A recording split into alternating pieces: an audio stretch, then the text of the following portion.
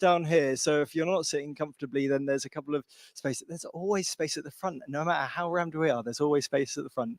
So before I give a proper introduction, I want to just hand it over to Rowan from Eagle Labs, who's going to give us a little introduction to this amazing space that we got here tonight. So Rowan. Thank you very much. Hello, everyone. So welcome. Is that right?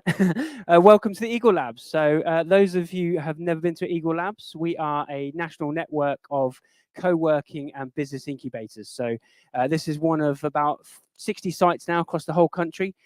So if you're developing a business idea or you've got a business and you need support in kind of growing that business, we've got lots and lots of support that we can help, whether that be funding opportunities, mentoring, accelerator programs, and it's completely free to join the Eagle Labs network. So you can join as a virtual member and get all of the kind of wonderful opportunities that we have to help to either develop an idea or your business. But other than that, we also have an amazing event space like this. So we love to host community events within the tech community, but within other business communities as well. So if you have got an idea for a business event, or you need help with your business, come and see me or my colleague Andy. Is he still here at the back there? Andy is here to help as well. So me and Andy run this facility here, but said we're a national network, so we've got lots of wealth of experience to help you in your business, or if you're looking to develop a business as well, yeah, come and speak to us. But just a little bit of housekeeping before we kick off. We've got an accessible toilet just through here. Other toilets are down the stairs and to the left-hand side. If there ever is a fire alarm, we're going out the door to the left, just in front of the Joker pub. But other than that, enjoy yourself. There's still beers at the back. There is some water and other drinks here, and help yourself to coffee. But other than that, enjoy the evening. So I'll hand you back. Thanks very much, Rowan. Excellent. Thanks so much, Rowan. I'm going to refer to notes tonight because my memory is short, so apologies.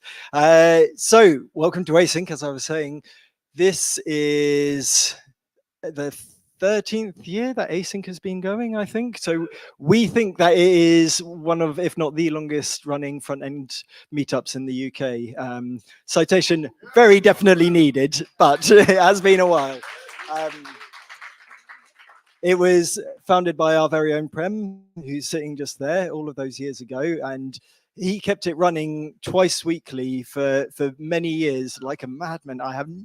Twice monthly. Fortnightly is the better term. That's the term that I'm looking for. Yeah, I took it over and nearly had a heart attack after trying to do that for a couple of years. So we're now a monthly meetup. We meet on the first Thursday of every month, and we were talking about this earlier, the first ever Aync back in 2010 was a chap called Simon Willison talking about a new technology called Node.js. So there you go. So a little bit of housekeeping from myself as well. We have a code of conduct. It is at our website, asyncjs.com/code of conduct. If you just scroll to the bottom of the page, it's right there. It essentially boils down to the golden rule of be good to each other.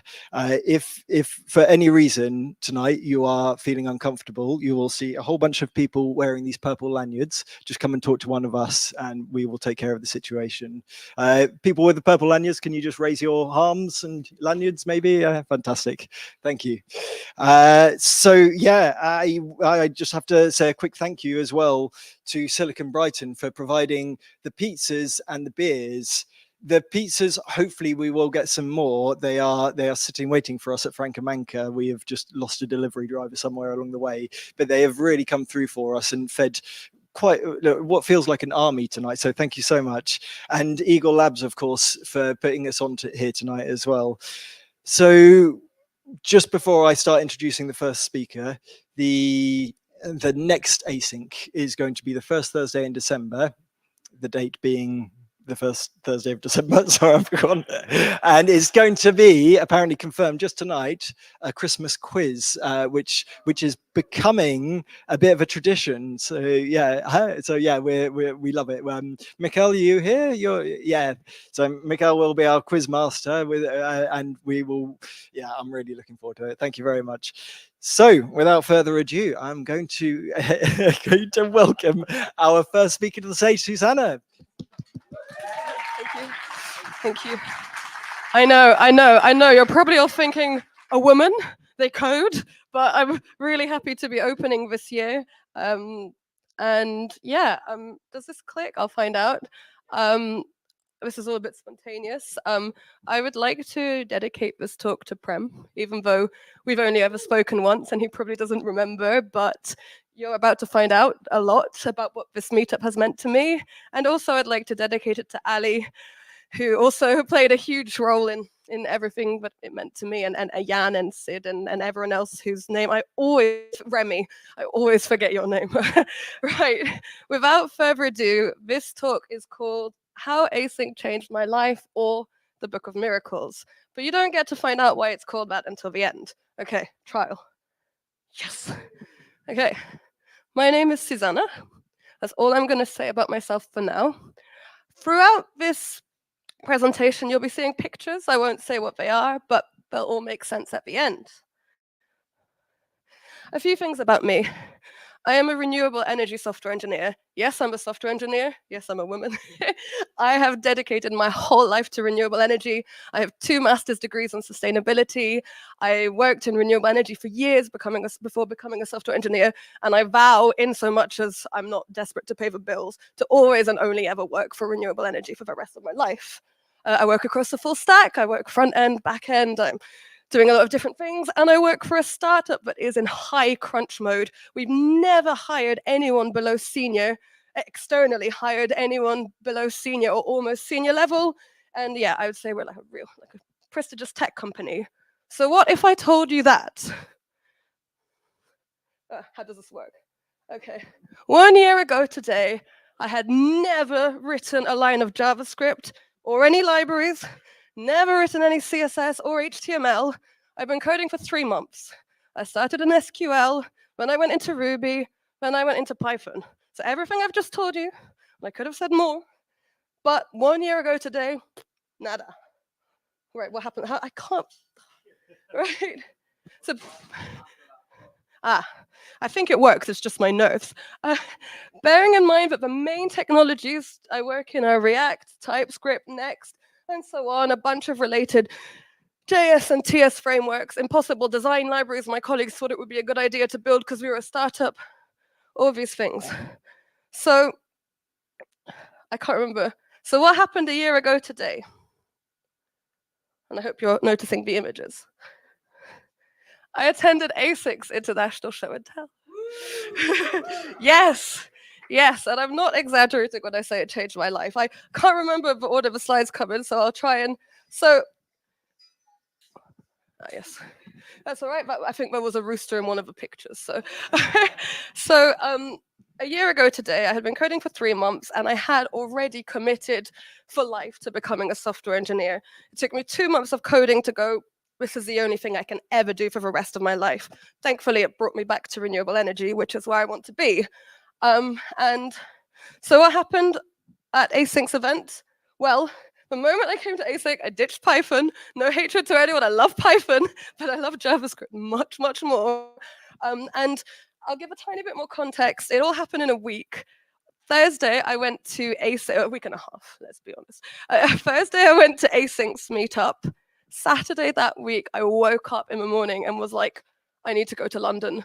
I need to go to the Science Museum. And I went to the Science Museum and was like, I want to be a software engineer. What exhibits do you have? And they were like, who the is she? And story of my life, pretty much.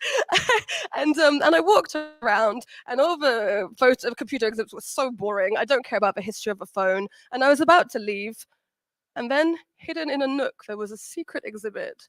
And it was an interactive, I don't know if any of you have seen it in the Science Museum. It was an interactive web tech exhibit with, was it Sir Timothy Berners-Lee?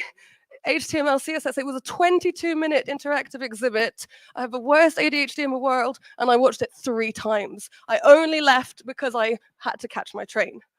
And then 1 week, 1 week later, I met up with a colleague, a senior engineer, on the weekend. They were the first person to take me seriously, and they got me to start a front-end course and start a blog. The next part is pretty cool. I did say there'd be some bragging. It took me 3.5 months to get hired. From when I attended that first meetup to the day I got the offer for my first job in a prestigious tech company that has never hired anyone below a senior level, and actually it was my full-time job to take Codecademy courses for 4 months. Show me someone else who has been paid to take Codecademy courses full-time for 4 months. Then I started an apprenticeship, I've done a 3-month boot camp, and I've just started back in the team, and they weren't giving me enough work, so I said, give me more work. And my manager said, no, you can't jump across repos. And I was like, really? So I've been jumping across repos. So just to, yeah. So at the venue, which was Makata Spaces, there was a book on the shelf called The Book of Miracles. And I kept on poring over that book again and again, thinking, I've been waiting for something my whole life. What if tonight is my miracle? And I guess that Aync was my miracle. There are no pictures of me in the Book of Miracles, but I think we should put this picture in, and I am actually there. I've just got, I think, a couple more slides, and then I'll finish off. I don't know why, but I added some last-minute slides in with me to pull off what I'm really reaching out to any aspiring devs in the room, because that was me a year ago. To pull off what I have pulled off in the last year, you'll have to become completely obsessed. In December of last year, I went bowling, and I was like, oh, this is what it's like to not think about software engineering. Okay, and trust me, for like, I think in July I realized I didn't have to think about it 24/7 anymore to succeed. I'd done what I needed to do, but I still think about it all the time anyway. Yeah, I was pretty much unbearable to talk to for a year. Family, friends, I only wanted to talk about one thing. I went on a meditation retreat, the kind of meditation retreat you pay $1.5 grand for, and I only spoke about software engineering. They loved me. And yeah, I think just to finish off, but it was worth it. I made myself ill a couple of times, but it was the best decision I've ever made, along with coming back to renewable energy. This is an Instagram picture Codecademy made of me when they profiled me. Just saying. And this is me with the wind farms. And thank you, you've been a lovely audience and so supportive. And just to wrap up, before I open to any questions, you can get in touch with me. I'm a trainee software engineer at Zoa. We're hiring tech lead for EV asset management. We pay really well. I didn't ask anyone if I was allowed to say that, but we do. We're hiring a solutions engineer. I'm on LinkedIn, and I have a coding blog, Susanna Codes, which was about tech, but now it's really about the intersection between renewable energy and tech, because that's where I go next from here. And I meant to open up with a Madonna quote, but I'll finish with it instead, which is, "Don't tell me to stop."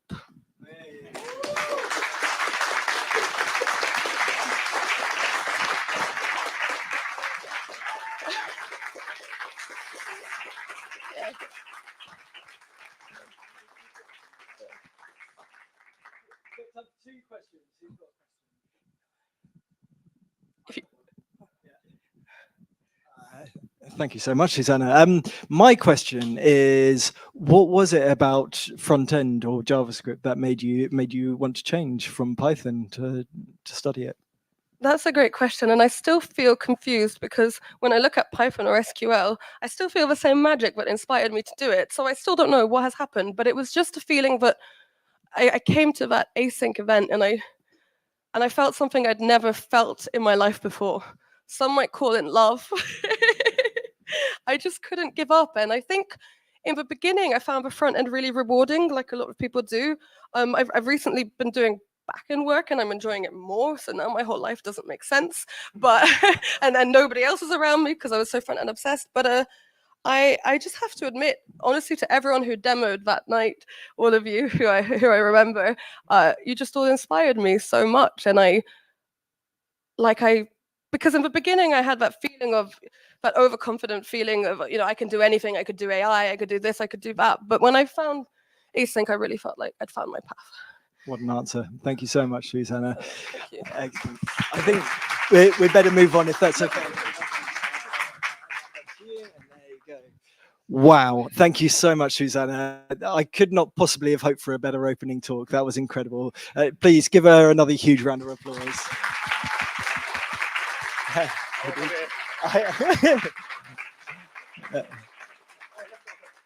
we go. A very quick beer identification process there, and we're all good. And so, can I give you that? Is that okay? Oh my word, you're so brave. Yeah, fantastic. Live demo, don't. I'm terrified. You'll do brilliantly. And you've got a microphone, and so I think I we're have. ready to go. Is that right? Yeah. Can you hear me? Yeah. Brilliant. Okay, big round of applause for Martin, please.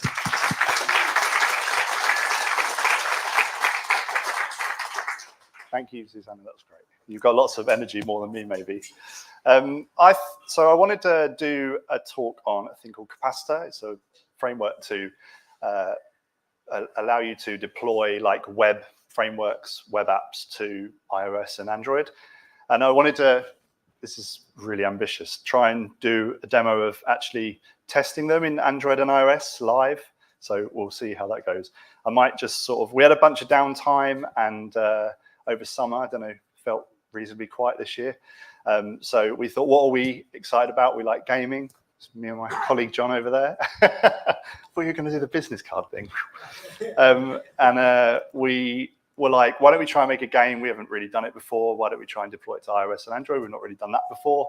So we were like, yeah, we've got a few weeks. We'll give it a try. So we did it, and it took a long time. But I think next time it would take less time. But this time it took lots of time. But I could distill it down into 10 steps at least for the testing part. So there's 5 steps that I've done already on my computer that I'm not going to talk about, which is install Capacitor, install the CLI, set up Capacitor config, and also, part 1, make a game. So first, that might be ambitious for 5 minutes. So I made a game. I don't get that on here, but that's all right. It's called Digital. It's basically Wordle, but with numbers. You have a guess. It tells you whether the answer is higher or lower, so you can try something else. We kept it reasonably simple, but that was part 1. Make a game. That's going to take more than 5 minutes, but you'll work it out. And then, set up Capacitor. So it's just literally a file that's made here. You specify the output folder, which is the folder that Next.js has deployed into, which is here. So that's pretty much that. Where am I? Yes, this is in Markdown. This is probably better to read. And also I've installed Android and iOS because that stuff's easy enough. So so the first thing you can do is npm run build, and that will build my Next.js game into the out folder.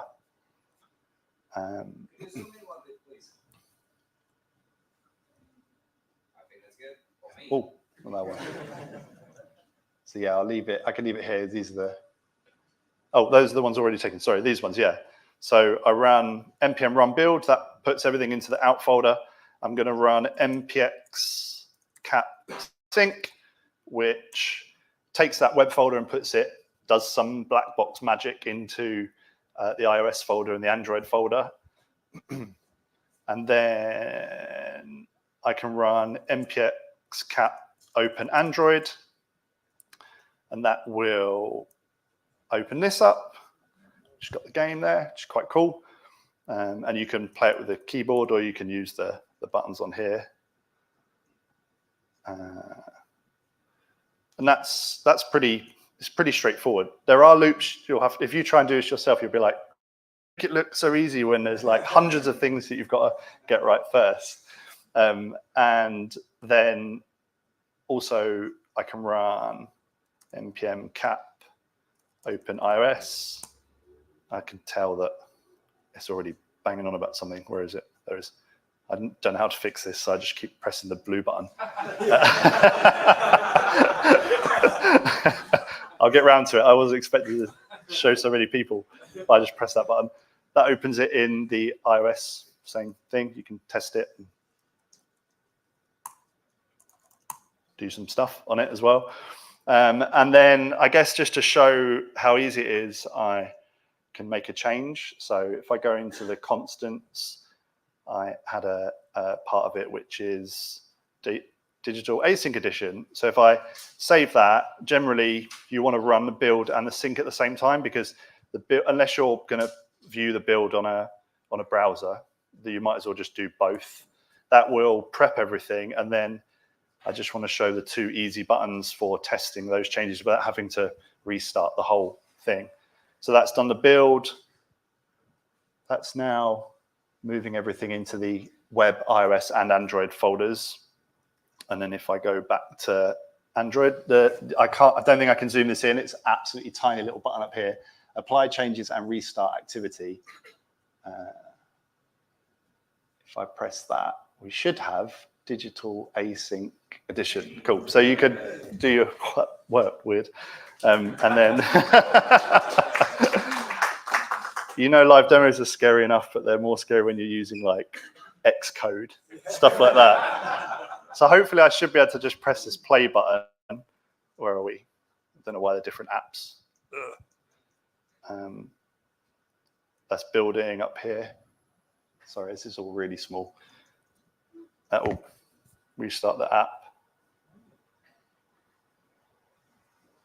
Digital, yeah, cool. So that's kind of it. Like, definitely come and shout at me when you've tried it and it doesn't work that easily, because it's probably been about 6 weeks of like ripping our hair out. Yeah, so that's kind of it. It's you install capacitor, initialize it, make sure that you've got something that's outputting statically, make sure you've set the same folder from your static site generator as the capacitor config. And then the things I haven't mentioned, because they would take too long, is deploying to the store, because that's a whole different world of pain. But it's mostly you go and submit it, and then a week later they tell you you got something wrong, and then you go and submit it again, and it takes another week, and it's like, come on, like, give me a break. iOS and Android both have their own quirks of that.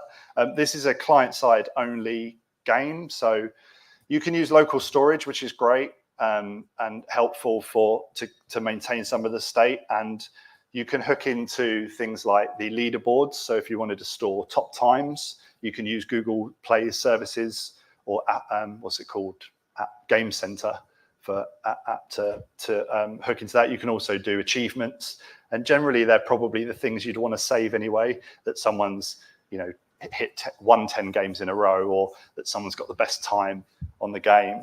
But if you needed to use server side, you would probably have to deploy a separate API server somewhere, and then make sure you can connect to that as through front end fetch. Like, there's not really any chance. If you're going to use capacitor, it's not easy to connect to that through like server side, really. But it works. I've done that before on another app, and it feels pretty seamless, because you're calling your own API, which then behind, like under the hood, is probably calling other APIs. As long as you've set your API up to work client side without any cause issues, you're probably okay if you need to do that. We haven't needed it for this game, but we're early days. We want to do more games and more apps, and they're kind of cool. We'll talk to Jake a bit more about it, I think, as well. He's got some cool stuff coming up to show. You can test on a physical framework as well. So if you go to here, I've got my phone. So you can pair using Wi-Fi. It gives you a made up Wi-Fi name and password, and you enter it onto your phone, and then it will just do the updates on your phone. The benefit of that is you can test like games, Google Play and Game Center stuff. So you could log in to it and actually see if your achievements are, a pop in, and your leaderboard is being updated. So you can't do that through the simulator. I'm not sure why. And the other thing is we added Google AdMob. So we just that's why there's a big fat load of space down here. Doesn't work. Also, they've put us on a limited account, which is just annoying. But that there is a little banner ad there. We wanted to work out how to do it, and we get like 3p a day or something. It's gonna retire soon. Yeah, but that's kind of it in a very small amount of time. There are some hoops to jump through, but once you've jumped through them once, you don't really need to jump through them again, whether that's in the code or whether that's in the deployment stores as well. And come and talk to me about it. I love it.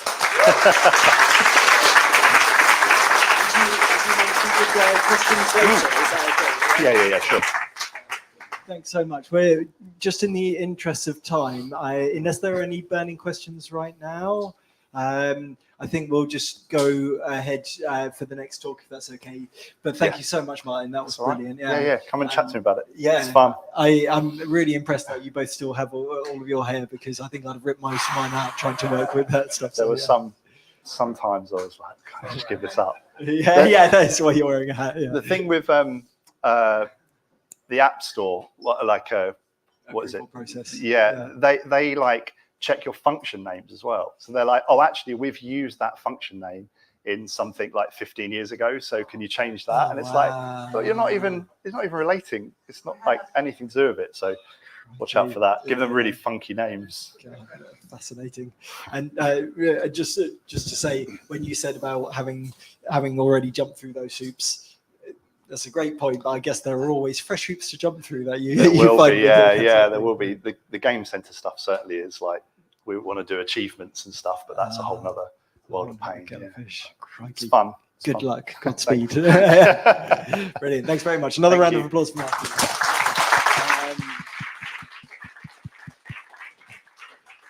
The handsome man in the corner's turn now. Jake, our very own Jake Smith, is going to come and talk to us. I'm not entirely sure what. Wow, that looks fascinating. Okay, do you want Charlie to hook you up, or you? I'll just take mine. Jake.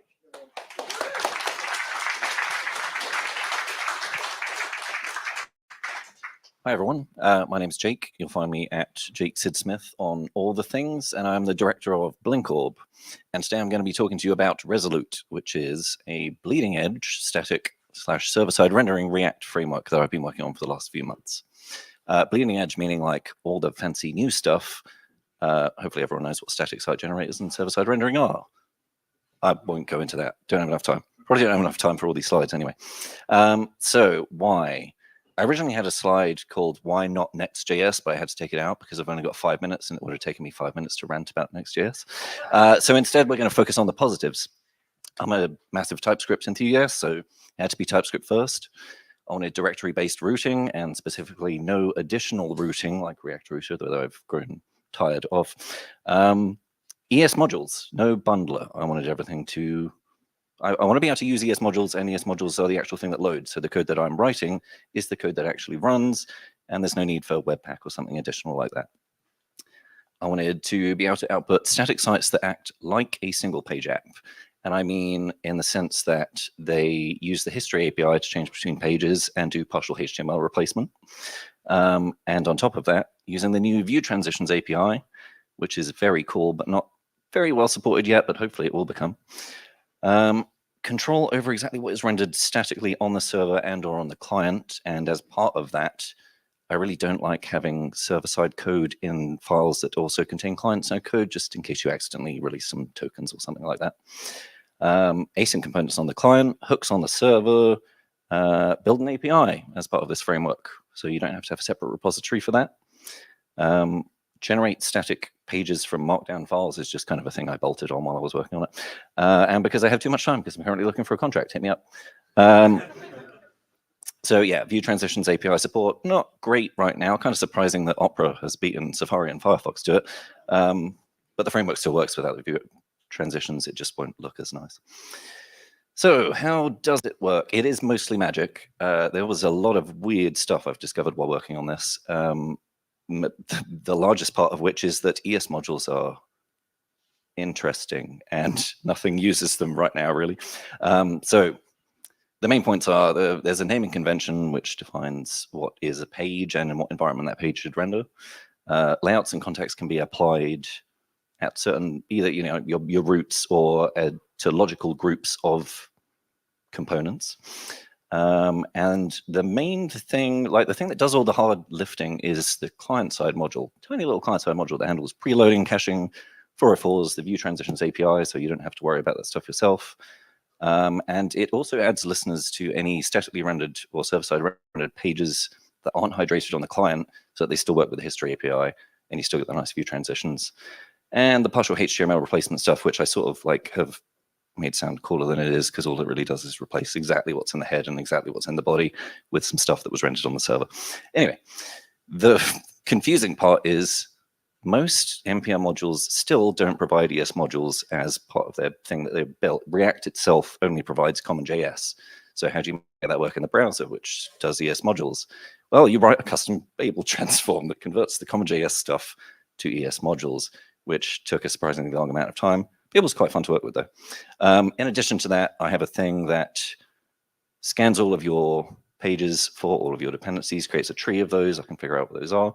And I create one of these fancy new import map scripts, which has a map from the module's name to where it is in the static directory, which I should also mention are version. So the directory would be like React at 18, so that you can cache those indefinitely. And when you upgrade those, you don't end up with problems because it's loading the old version of React.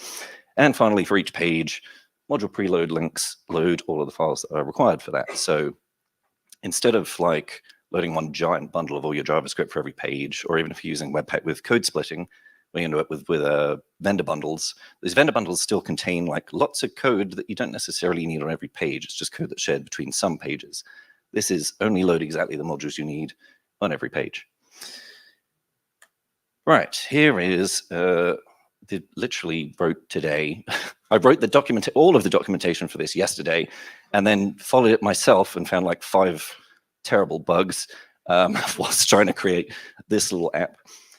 This is an example of I've tried to kind of cover most of the features that are important or that are interesting. So I mentioned the naming convention. Anything that has a .page in it is going to become a page, and .page means that it could be rendered on the server statically or on the client. You can also break that down into exactly where you want it to be rendered. So for example, this .client is only going to hydrate on the client, and this .static will only output .static HTML, but they're both pages. This index.static and index.client work together. One hydrates the other. Then you've got layouts. So index layout in our root of our source directory will apply to every page in our app. If I also had an about.layout in the root, that would only apply to roots that were at the /about root. But if you wanted to apply nested layouts, as we have in this example up here, nested layout, where is it? This one, index.layout inside a directory means that it will apply both the one in the root and that one to any pages within that directory. I hope everyone's following this so far. Then the underscore in that not included means that that won't be included in the root for any pages within that. So the nested layout.page, for example, ignore the fact that it says not included up here, because it does actually have to build the JavaScript still, but you'll notice that the nested layout index.html is also output without the not included in the path. We all following? Cool. Then there's a 404 page, a markdown example, and the settings, which are also written in TypeScript instead of JSON, so it's all nice and type safe. Here is an example of the settings. This is probably way too small for most people to see. I didn't realize the TV would be so small. I apologize. So the settings allow you to configure some global options. For example, we use React Helmet for applying the metadata head stuff. So in here, you can define a default title for your entire page, for your entire site, or a title template, which means that any title will be, in this case, suffixed with demo. We also use React Markdown for compiling the Markdown files. And you can, in the same way that you would, if you were manually using React Markdown, provide a list of components. So in this case, I've overridden the M component to add red to the color of it. Here is the 404 page. I don't know why I even included this. It's just the smallest component in the world. Any page exports a default, and that is your page. Ta-da! The home page is a little more interesting because now I can talk about the fact that, so for one, I don't know if any of you have really used ES modules in this way before, but it is required that you include the extensions. And you'll notice that all of this is TypeScript, yet that is a .js extension. TypeScript actually now has an option so that you can include TS instead of that, but it's just more saying this way. Anyway, so we're including a counter. The interesting thing about this counter is that it's going to be using a useState call. And in Next.js, you would have to, at the little prefix thing, use client to be able to use that in the server-side rendering. In mine, you don't. This will be rendered on the server statically or on the client and hydrated. We've also got a couple of exports of the title and the Open Graph description. Those define the metadata. for that page. So that will actually set the title of the tab and the open graph. So when you share it, but you don't have to do it in that way. That was just a nice little extra thing I added. You can also use React Helmet itself because it's all built around this anyway. So you could also set the title dynamically if you wanted to, for example, change the title based on the count of that counter or something. Whew, right, layouts. So I've included too much stuff on this slide. The first thing is, on the left is just the types for a theme. This uses React JSS, by the way. The reason I went with that is because it has server-side rendering out of the box, and it's pretty type-safe compared to most of the like CSS and JS stuff. So we got some types for our theme. That just means we don't have to reference the theme types all over the place. They're implicitly included. Then in our, what is it, index.layout, we have a theme with our color red. Then the main thing that it exports is this provider. So I'm exporting a theme provider that has that theme, a nav bar, which we'll get onto in a second, and it also just calls this layout component that adds, this is the part of the main layout to every page that exists, because it applies to everything. Right, the reason I went on about the theme stuff is that I mentioned it uses React JSS. You can either pass, so I really like the way this works actually. You create a hook. Oh, it's partially cut off. Well, imagine that isn't cut off. You can use create use styles, creates a use styles hook, and you can pass that either an object or you can pass it a function which receives the theme. So then we can reference our theme.red to set the color of our styled link. Link is a component that Resolute provides, which handles, there's quite a few options to it, but the main thing you're probably going to use is the manually defining what links to preload. And then our navbar just render some of these styled links. Pretty simple. So avoid hydration. Right, so this is an example of, I don't even know why I put some of this stuff in. The top half is our index.static.tsx, and it says this content is only rendered statically.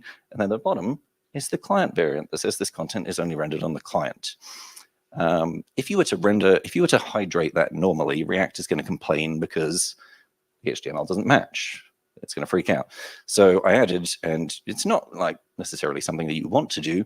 You can export hydrate false, and it will not hydrate. It will just spit out stuff over the top. It's not going to be as fast to render because it can't recycle any of the DOM nodes, but it allows you to do stuff that React doesn't want you to do if you fancy it. Async components and API, right? So I mentioned that this allows you to optionally define an API. So this left-hand side is a file that's named index.api.tsx, where it's inside a directory called async component and API, as an example. We've got a type in there for our data, and in this example, I'm not doing like a fetch to an actual API or anything. It's just a set timeout that resolves to an object with example string.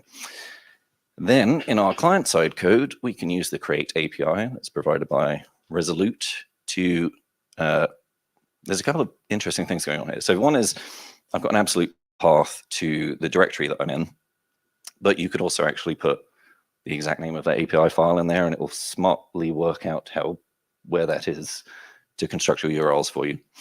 The nicest thing about this is that I discovered that you can use the type of import syntax, which doesn't actually import the thing. So there is no chance of you having your server-side code in your client-side code, but it does mean that you get the types of it correctly. So I can safely destructure my example that was in the types in the completely different file that isn't included in this at all, and it works beautifully. Also, yeah, so API file, any functions exported from that will be exposed as the API, and the naming of them defines the method. So in this case, it says get example request, that's going to be a get request. If you said post form, it will be a post, etc. Finally, markdown file. Ta-da! It outputs is, at the moment, there is no like specific naming to these, so it's not like markdown.page, but I might add that because it'd be quite nice to be able to render markdown or hydrate markdown files on the client as well. And this supports the YAML front matter thing at the start with the little minuses that allows you to, again, define the title, open graph data, etc. And because of the Resolute settings, remember I had that custom M component in there. That will be used when rendering this page. So this custom components, which will end up as an M, will also be red.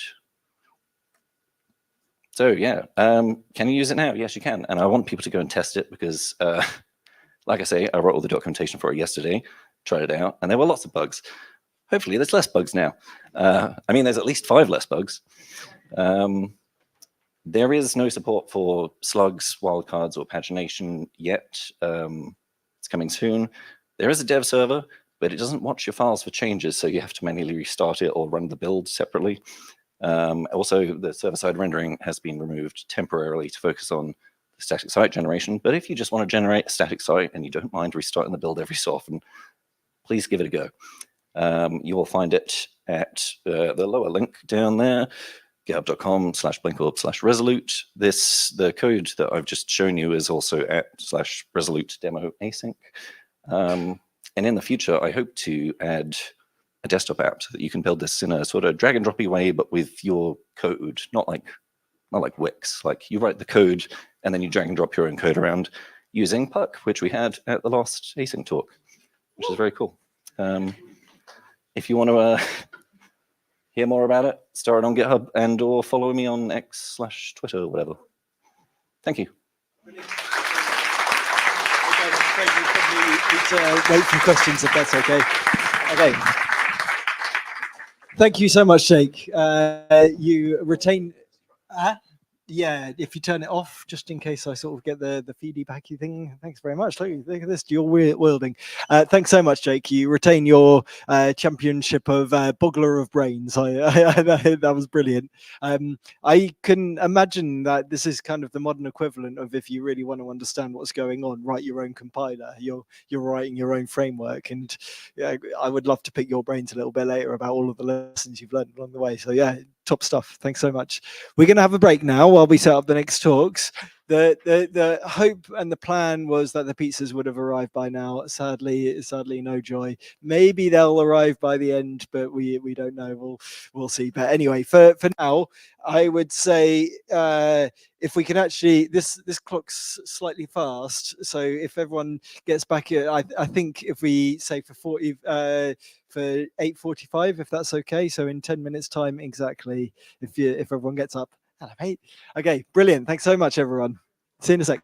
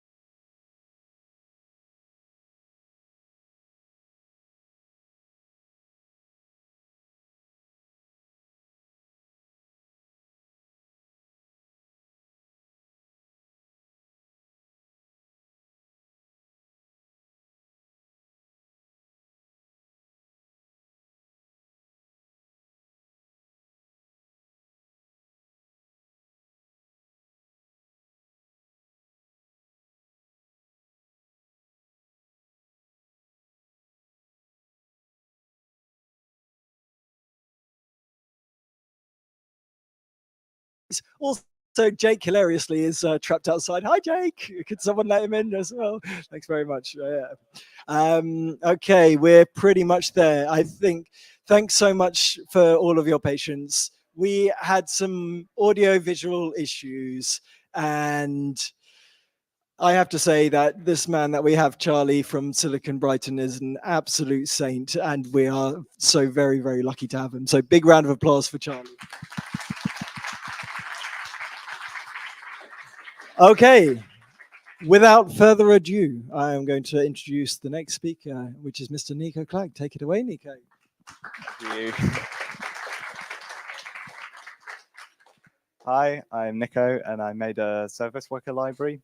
I made it because I think service workers are a cool API, and because I found the existing solutions quite confusing. So I was originally going to do a bit of a sales pitch for the library, but I realized it's fairly niche. So I'm just going to say, if you're using SvelteKit and you want to make your site work offline, come talk to me afterwards or check out the README. So instead, here's an interesting problem I had to work around while developing it, how I fixed the reload button. So first I need to explain what service workers are. So like web workers, they run as a separate thread. They can control clients, which is tabs and windows. And when a client is controlled, you can intercept network requests. So that's how the offline stuff works. So service workers have a life cycle. On the first page load, they don't do anything. But once the page loads, the worker itself will download and then go off and fetch what it needs. And then once that's done, it'll intercept requests for the next load. You can see that in a minute. I was getting a bit cut off the credits one. That was the intercepting bit. That's the installing. Yeah. So things get a bit more complicated once when you update the app. So updating the service worker will restart the cycle, but then it will go into a waiting stage because there's already an active worker there.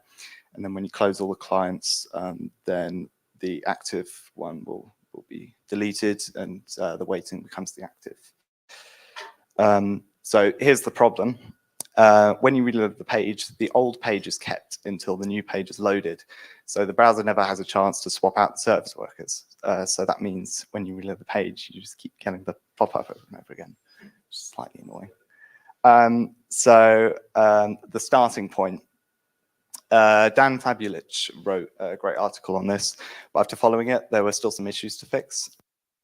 What he suggests is having the active service worker, which is the old one, send a blank page with a refresh header, which makes it reload immediately if there's a waiting service worker and there's only one client.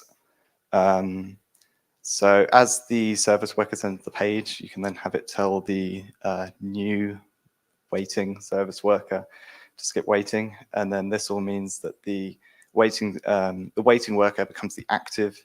The client reloads with the update and everything is good. Except the page can get stuck loading in Chrome and this procedure won't even start in Firefox. So fix number one is what I call the 300 milliseconds rule.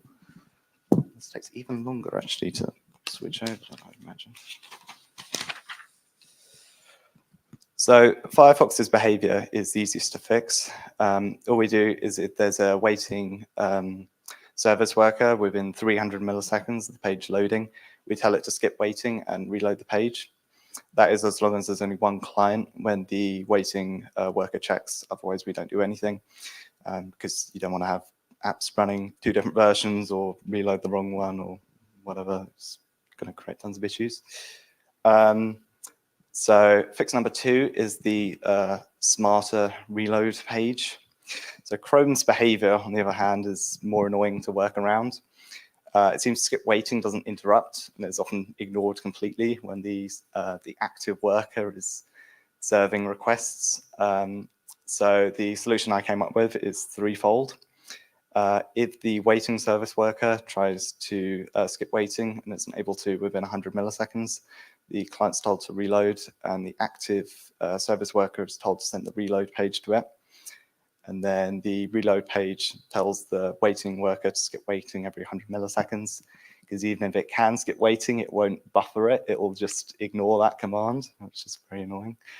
And then the page only reloads when they've been successfully swapped out. That diagram probably explains it a bit better if you can read it. Yeah, and then where am I going? Okay. Yeah, I also discovered one other issue with the solution. Opening a second tab when there's a waiting service worker will cause the service worker to be swapped out, even though there's two tabs there. And that's because the service worker doesn't know about the other client while that page is loading. So I'm kind of going off script now. Got all the content there. Yeah, so there's a thing called clients.matchall, and that tells you about all the different clients from a service worker. And yeah, it doesn't tell you about that.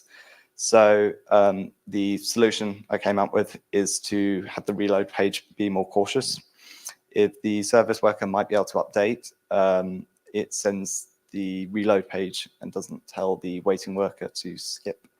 And then once the reload page is loaded, then the client count will actually be accurate. So it can then check, and then if it discovers there's a second client, then it will just reload as normal. Otherwise, it will do the update thing and swap them out. And that's it. Thanks for listening. If you scan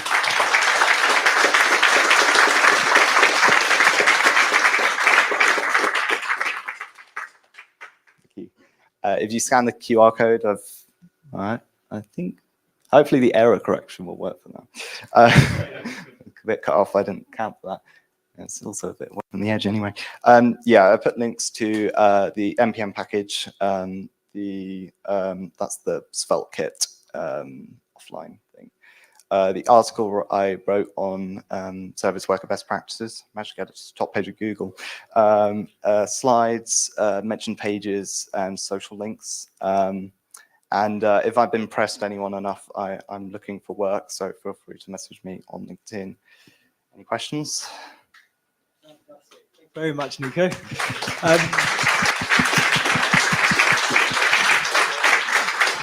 I'm really sorry. We probably don't have time for questions at the moment, but please do find Nico in.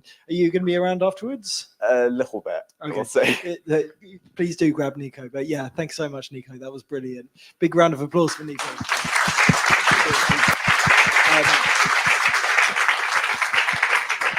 Did I hear you say that you've been able to get your service worker best practices article to the top of Google? Yeah. Bloody hell. I am impressed. I'm very impressed. I wrote it on Dev2, and I couldn't get it to appear on Google for like several weeks. And then I improved it a little bit and put it on Hacker Noon, and then it like reached top page of Google within like an hour or something. Impressive. Well done. Nice one. Thank you. We have Prem next. Are you okay to just hand the microphone over? Thank you so much, Nico. So yeah, as I mentioned, Prem is the founder of Aync. We are incredibly lucky to have him tonight. And so yeah, please give him a huge round of applause. Prem.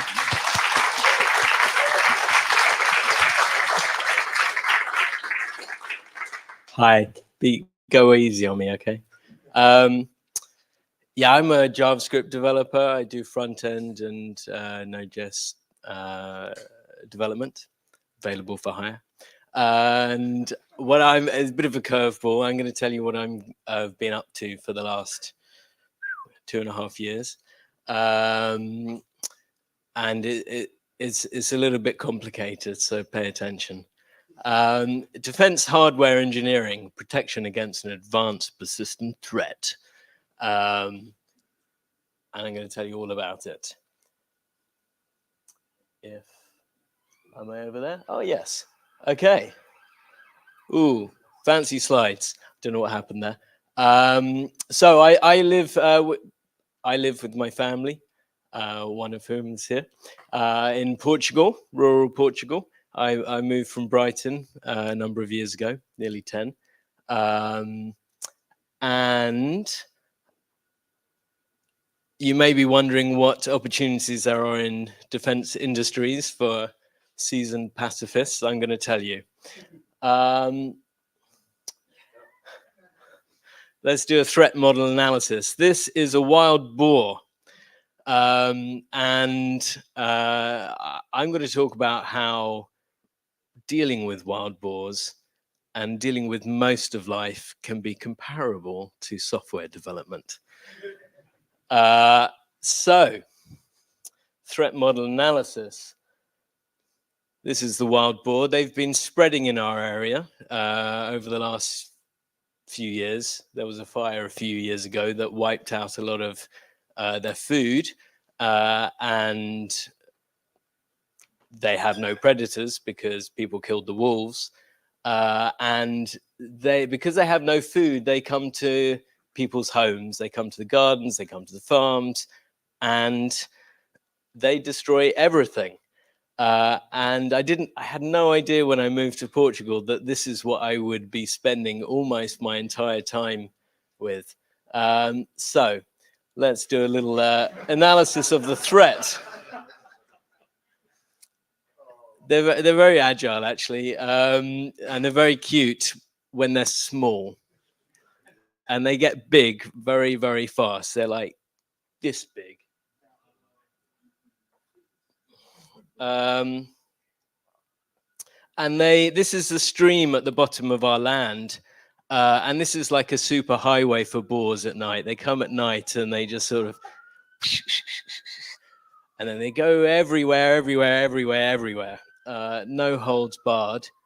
And they cause problems like this. This is a beautiful apple tree that I planted, and they broke it, and they broke many, many trees, and apparently they bite it for the sap, but apples, cherries, pears, and they break other ones just because they're exercising. I don't know what.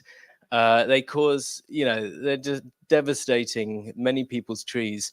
They break walls. They turn over all my pots. They rip open bags. They go through our compost heap. They eat it. And this is actually a friend's garden. This is before the boars came, and that was after the boars came. They just turn everything into a pigsty. They grind everything up until it's just mud, basically. And it's, I want to live a self-sustainable lifestyle, grow some food, support my family. And these boars are a existential threat, I feel, to this aspiration. So what can you do about wild boars? Lots of things. And I thought very deeply, and there's lots of possible solutions. It needs defense, fencing with... Here we have a lot of mimosa that grows everywhere. It's just everywhere. And so there's lots of free resource. We cut it down, and but we put treated posts every meter, and then wove the mimosa in. Quite fun. Lots and lots and lots and lots of cutting and trimming and carrying and then weaving, and made a fence, which was all well and good. But it wasn't quite enough. They get in the edges, and it's a lot of space to fence, and there's a lot of areas. So I started adding cacti, and this is I cut this off a friend's cactus tree, and many bits of cacti, and I started planting cacti. You can't quite appreciate it here. There's this big bank here that they were coming up. So I put cacti in, but they were still coming up. So I put sticks in, but they're still coming up. So I added broom, which worked for a bit. And then they came in elsewhere until I patched up those areas. Then they decided they could actually get over the broom. So we got fencing and we got cacti. What would you choose? Actually, the fencing worked quite well here. They did come through the cacti, though. So, cacti and fencing. More cacti and fencing.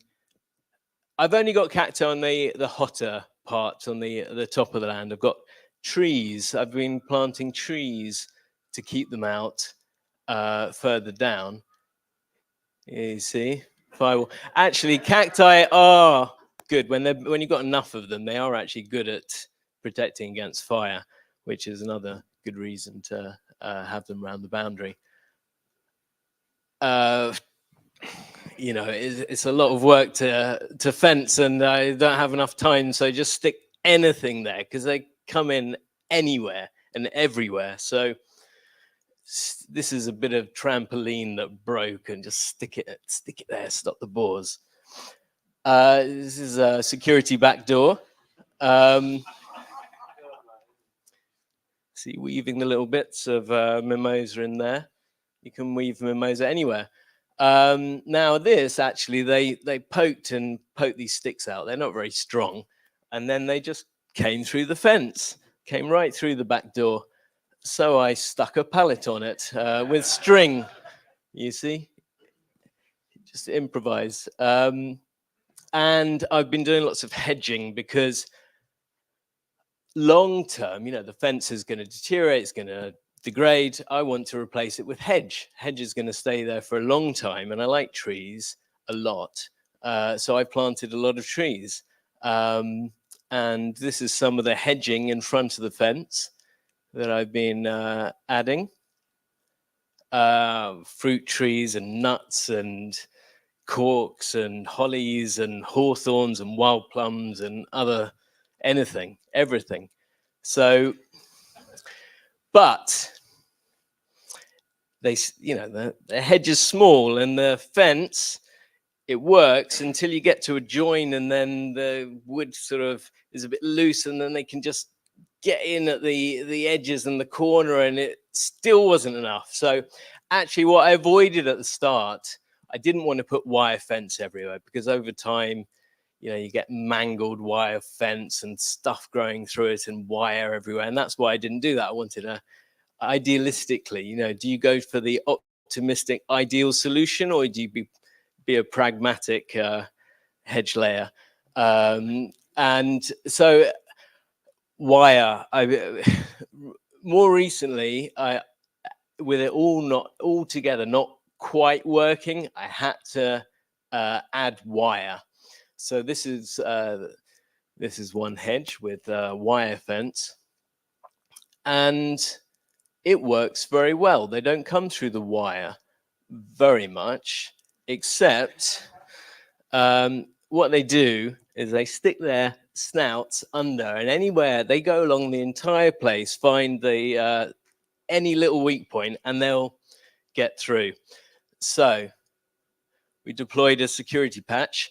This is a angle iron with a bit of wire connected to the bottom of the fence, banged into the bedrock, and then they can't push it up.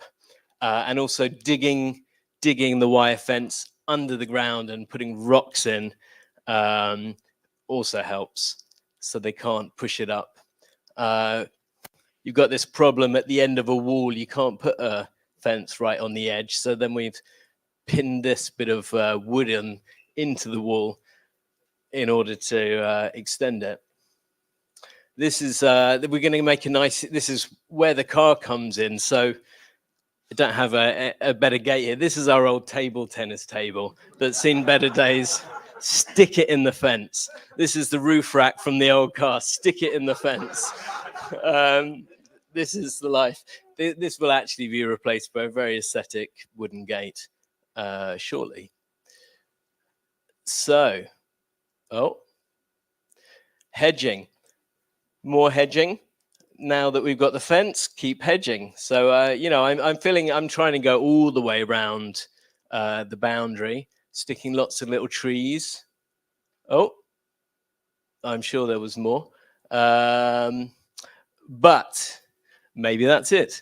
Long term, obviously the pigs have got to eat, and they eat a ton. They eat chestnuts, they eat acorns, they eat all sorts of things. There's no chestnut forests anymore. They've ripped them all out and put bloody eucalyptus monoculture Don't get me started. Anyway, we've got to reforest like anything, and bring the wolves back, bring the Iberian wolves back, and maybe that will be another talk, another time. So, there we go. I am actually a software engineer, and if anyone wants to get in touch and take me away from this madness, please get in touch. I'm Premasaga on Twitterx, and I'm at premasaga.com. And thank you very much. Thanks very much, Prem. Okay, hand over to yourself now. Okay. There we go. Prem Rose, the founder of Aync, a software engineer, a fantastic guy, and a pragmatic hedge layer. Well, I think we've all learned something today. So next up, we have Surya, Prem's son. There is going to be some quick file wrangling, I think, because essentially, unfortunately, the gods of Linux did not smile on us today, and we weren't able to get Surya's laptop connected up to the AV system. If anyone is an AV engineer here, like, please just come and put us out of our misery afterwards, because we have no idea what happened there. So there has been some frantic screen recordings happening and some frantic slides sharing, etc. And we shall see how we go. In the meantime, what was that you just took out? Ah, nice, cool. Were you able to get your slides up as well, Surya? Okay. Is that a background or is that your slides? Ah. Excellent.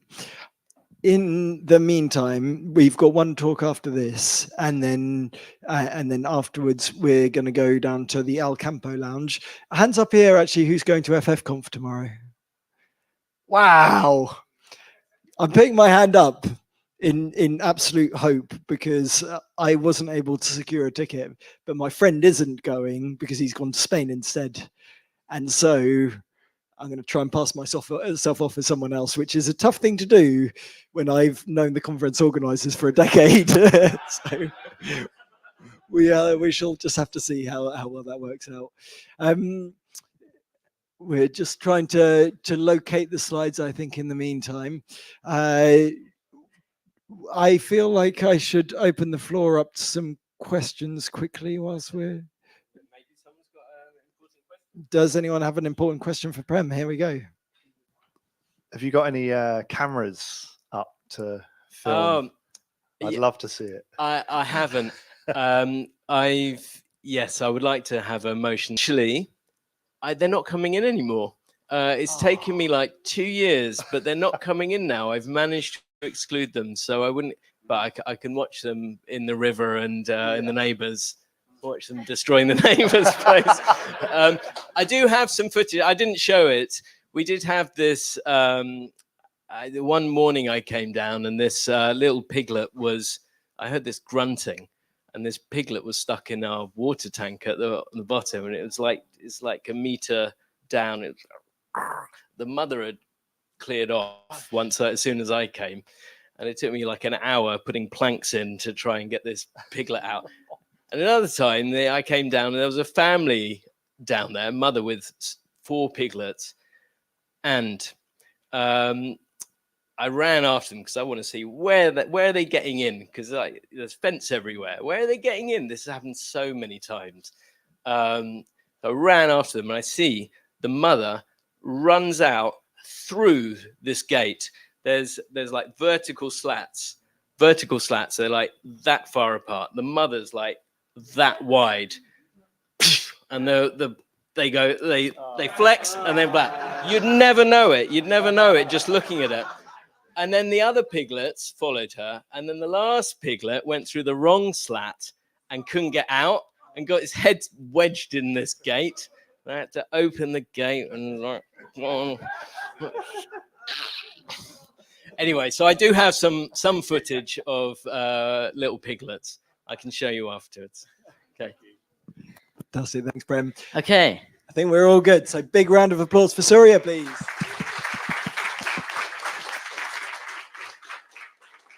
Okay, well, hopefully we don't have any technical difficulties during this. While my dad's been making fences around the land, I had to make some money for the family, so I've been sorry.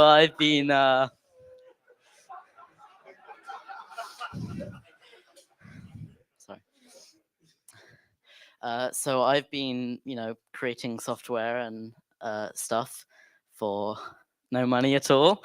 So last year at Async, I showed an early version of a programming language that I was working on.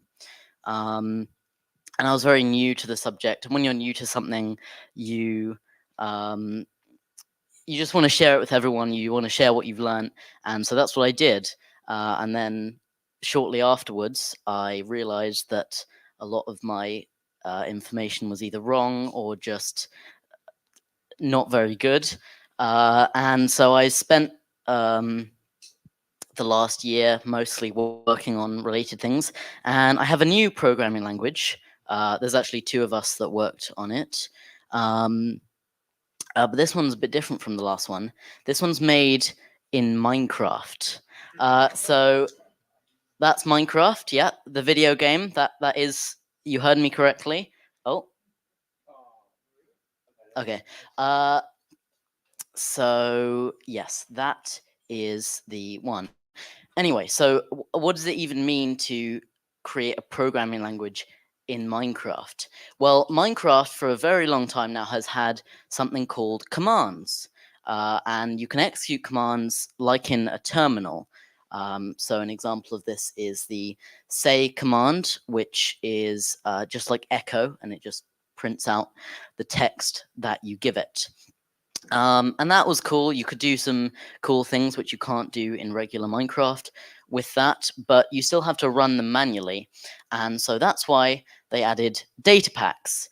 And what data packs allow you to do is put a bunch of commands into a file and then run them sequentially. And you can create multiple files, which are each different functions, and you can call one from another. So this would, say function 1 and then function 2, and you can create some quite complex behavior with that. So that is great, but there's still some limitations of data packs. For example, there's no variables and no scope. There is something called data storage, which is basically a namespace where you can just sort of stick data in a like JSON-like structure, but it's global, and so it doesn't follow scope. There's no scoping or anything like that. It's all global data, and you basically just have a JSON file which you can access. There's also scoreboards, which can only store integer values, but they have the upside that you can use arithmetic operations on them, which you can't with data storages. So you use those sometimes.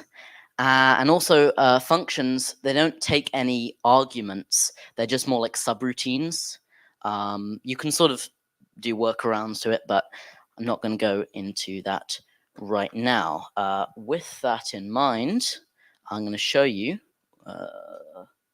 Yes, that is it. Due to previously aforementioned technical difficulties, this is pre-recorded. I wanted to show it live, but I recorded this about 5 minutes ago. So let's see if I can talk in time with the recording. So everything is basically run on this little robot here in Minecraft, and you can stick stuff in a book and give it to it and then run the program. That doesn't do anything because that was just a bunch of nonsense, but I have some programs pre-written. So this one, for example, it's a little small, but I'm sure you can probably figure out what that does. That is the Hello World. Oh no, it's cut off. It's the Hello World program. This is a slightly more complex one. This pos gets the position of the robot. If the x is greater than 100, then it's going to print this statement, and it isn't. but I wrote a different one, which is for another coordinate, and this one, yeah, it prints out the thing. So that is conditionals. This is a loop, so you can loop 10 times, and then it is going to print this, and then sleep for 10 ticks, which is the equivalent of half a second. So when we run that, you can see it sort of prints it out slowly with a delay. But we could also remove that, and if we run that again, then it just runs as fast as it can. There's also custom functions, so you can define an add function, and then which returns the result of its arguments, and then we're just printing out the result of adding 17 and 5, which, damn, you can't see it, it's 22. Then there's fizzbuzz, so it's a function which takes n. If n mod 5 is 0, and n mod 3 is 0, then it returns fizzbuzz, otherwise it returns fizz or buzz, or if it gets right to the end and it hasn't returned yet, it will return just n. And then we're just using a simple while loop, which is the same as in every programming language, and we're printing the numbers, which they're all going to be really cut off, so you can only see a tiny bit of it, but just trust me when I say that this is actually fizzbuzz. It takes a little while because of how unoptimized Minecraft is, but yes. And there's one more thing. It can also sort of interact with the world around it. So this inventory it has some like slots to store items, and then while it has stone, it's going to place stone, and then move and then place more stone. And to see this, you'll need to it'll need to be up a bit, and it sort of builds a simple bridge, and you can do way more complex stuff, and but I just didn't really have time for that to show you that. So that is everything for the demo. But I would just like to show you a little bit of how it works. I think there's a slide that's not meant to be there. Okay, so this is like a move instruction. And you can do this. You can put variables, you can put expressions, you can put whatever that's called. And the way the interpreter works, because the two of us, one wrote the parser and I wrote the interpreter. So it takes that and it goes through all the arguments and it evaluates them and turns them into concrete values. So it will do a variable lookup, does the calculation, finds what part of the array is, and then once it's got that, it can just do it because it knows what 7, 3, and 2 mean. But we sort of ran into a problem because in the earlier version of the language, this is sort of what it looked like. This was about as complicated as it could get. But then we decided to add user-defined functions. And functions are a problem because they take arguments and they return values. So they need to have their arguments pre-evaluated, and their return values can be used in expressions. And you basically have like a function can call a function, which can call a function. And the way, because everything's global, that doesn't really work very well because you can't, there's no like recursion because everything is in the global scope. So we rewrote the whole thing. We deleted all of it, every single piece of code from the interpreter. We rewrote it from scratch, and we came up with a better way to do it. So we made a stack. So the stack will contain a block, which is just the block of code, which is like the global scope. So everything in the program is in the global block, and that contains just a list of instructions. And so what the block does, each sort of different kind of node has its own code responsible for like handling how the logic, what it does basically. And so the block, its job is to put the first instruction onto the stack. So the stack now has 2 items on it, and then the top of the stack is now this instruction, and its job is to first evaluate its arguments like we saw before, but the difference here is that it puts it onto the stack and all the previous data is saved in sort of a past state. So the current state is only stored in this kind of future bit of the stack. And this function can do whatever it wants. It will put its own code onto the stack, which will then run, and eventually it will return a value, and then it gets fed back up the stack to the move instruction. And the move instruction, basically, when it receives a value, it's like, oh, that's the value of my first argument. So save that and do the next one. And again, because it's the stack, that 7 there is saved, whereas before we had no real way of saving the state while evaluating a sort of indefinite, because you don't know how long the function is going to take to evaluate. And then that cycle sort of continues. It returns it, it saves it, sets the next one to the stack, and eventually all of your arguments are done. So now it can execute the move instruction, and that's part of the move specific code. And then it will return back to the top block, and it returns undefined or nothing because move doesn't need to return anything. And then once the block receives that, it knows, okay, that's done. So that instruction is finished executing, and we can put the next one onto the stack, and sort of the pattern continues like that. So yeah, that's basically how the interpreter works. It just does that for every single possible node. And yeah, I'm not going to explain the parser because A, I don't understand it, and B, it would take way too much time. I sort of went over parsing a little bit in my previous talk. So yeah, but so this code is all available online. If you want to, you probably wouldn't understand it because it's Minecraft commands, and it's not in any language which is at all legible to anyone who hasn't used them before. But we've written about it. We've written like documentation of just how to use like the data pack in game, and that's available on our website. So datapack.dev has stuff about this and other sort of wacky Minecraft projects we made. Like we made a regular expression parser in Minecraft because why the hell not? And we added it to our language, but nobody uses it. So just to prove a point, really. Yeah, that's it.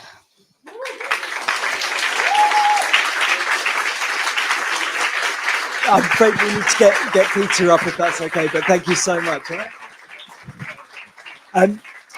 Peter, if I could grab you to get the laptop and get that set up. Thank you so much, Surya. That was absolutely fantastic. You said we made a regular expression parser in Minecraft because why the hell not? And I can think of many reasons actually, but still, that is an incredibly impressive achievement. And datapack.dev looks amazing. And I know one guy who would definitely understand what you've been up to here as well. So yeah.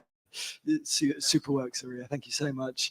And we're just coming in for the last talk of the night, and we haven't actually tested this laptop, so it's going to work. Charlie's belief. Is it? It's in the process of working. In the process of the working. There we go. Look at that. We've got a bit of a window. Can everyone just squint and see this corner here? There we go. Fantastic. Great. Excellent. My God, that just worked. Okay, brilliant. Thank you for your patience, everyone. I know we're a little over tonight, but this is the last talk. Please give Peter a huge round of applause.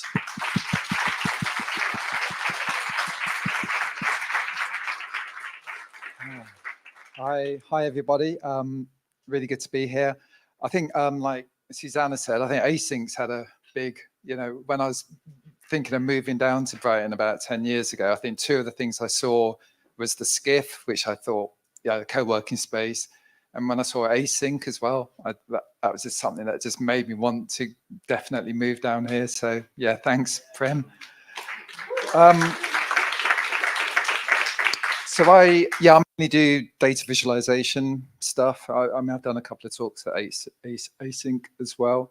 And again, that's another thing. I think, Prem, you ran a data viz workshop shortly after I moved down here.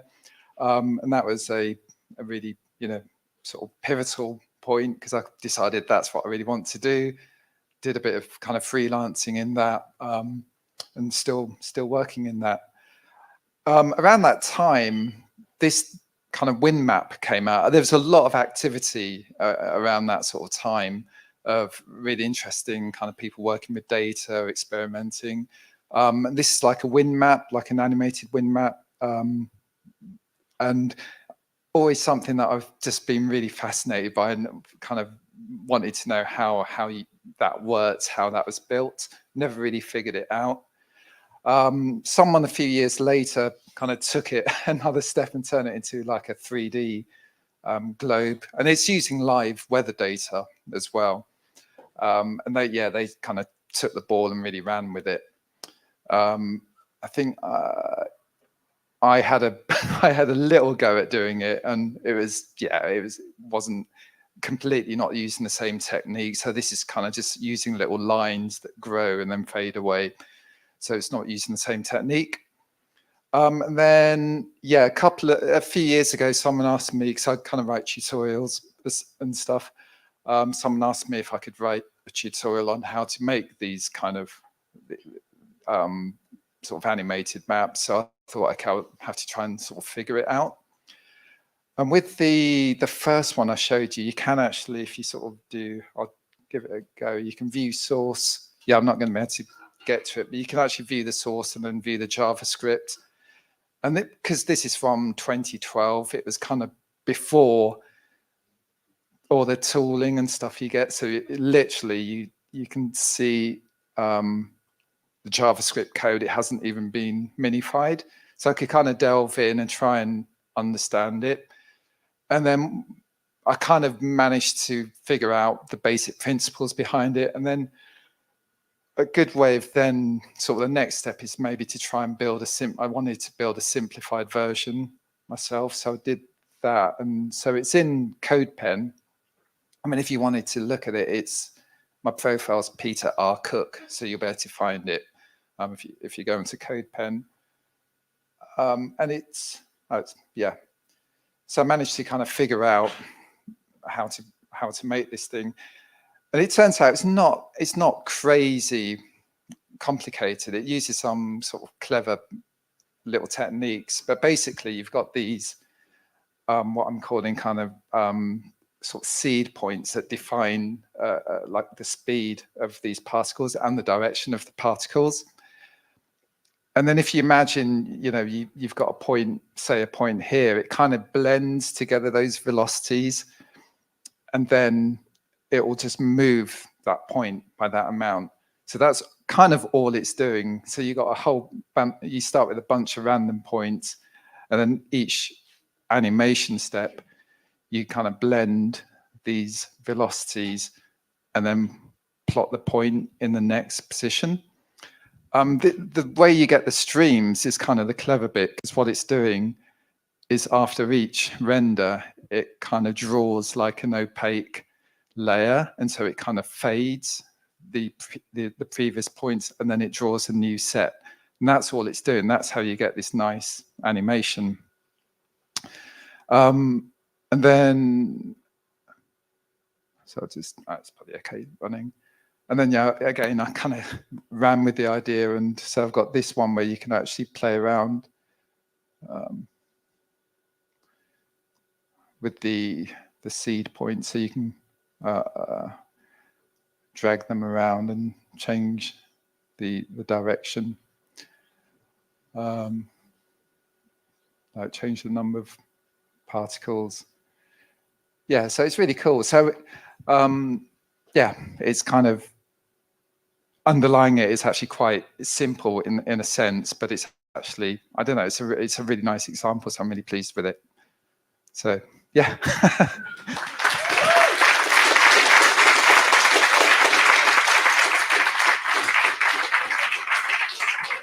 That is beautiful, Peter. Thank you so much. That's fantastic. And it's great to have you back on the Aync stage as well. It's been some years. Yeah, thank you so much. Okay, I think we're there. Thank you so much, everyone, for coming. Like I say, I think this might be a record-breaking turnout. It's been amazing, and I hope to see many of you tomorrow at FFConf as well. I'm just going to wrap up by saying a huge thanks to all of the speakers who spoke tonight. It is nerve-wracking, terrifying. A lot of preparation goes into it, so please give a huge round of applause for everyone.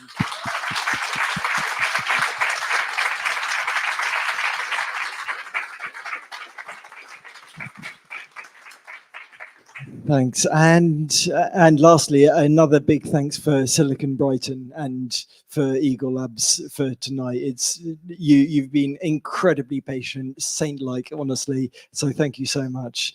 And now it's time for us to all to head to Al Campo Lounge, which, if you don't know, is just straight down there, basically, and on your left. It's quite a huge venue, and there should be plenty of web developers milling around. So just walk along until you hear someone complaining about Next.js, and you should be about there. Brilliant. Thank you so much, everyone. Have a lovely evening.